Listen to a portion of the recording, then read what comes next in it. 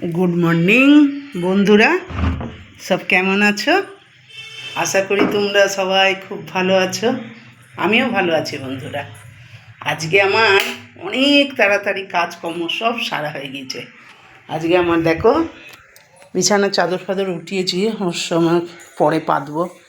ঘরমর একদম পুরো ঝাড়ু পোছা সব কিছু সারা, বাসন কুসুন মাজা, রান্নাঘরের সব আজকে একদম 7টার মধ্যে বন্ধুরা সব কমপ্লিট হয়ে গেছে।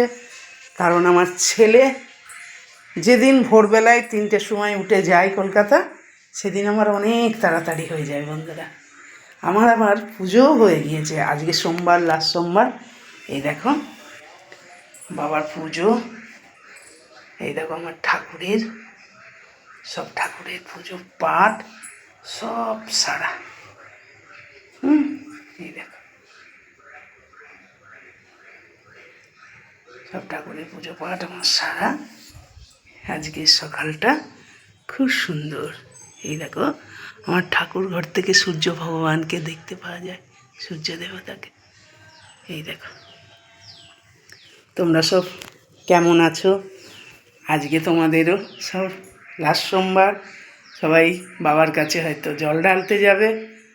আমি এখানেই ঢালি বন্ধুরা, আমার ঘরে প্রতিষ্ঠা করে দিয়েছে মহাদেবকে, বাবা শিবলিঙ্গর ইয়েটা আমি ঘরেই ঢালি। আগে যেতাম, যেদিকে থাকতাম ওদিকে শিবের মন্দির ছিল, সামনে যেতাম। এখান থেকে আবার কোথায় আমি অত জানি না, ঘরেই আছে ভগবান, ঘরেই করে নিচ্ছি পুজো। আর কি, ব্রাহ্মণের মেয়ে সব কিছুই পারে, এই হচ্ছে। আর শিব ভগবানের পুজো তো নিজে নিজেই করতে হয়। বন্ধুরা সব ভালো থেকো। আজকে দুপুরবেলায় কি হবে না হবে, আজকে সারা দিনটাই কি করব না করব সবটাই তোমাদের সাথে শেয়ার করব বন্ধুরা। হ্যাঁ, এখন রাখি। আমার ভিডিওটা যদি ভালো লাগে একটা কমেন্ট করে দিও, আর যদি করতে পারো একটা লাইক করো, আর একটা শেয়ার, একটা সাবস্ক্রাইব করে আমার চ্যানেলটার পাশে থেকো। বাই।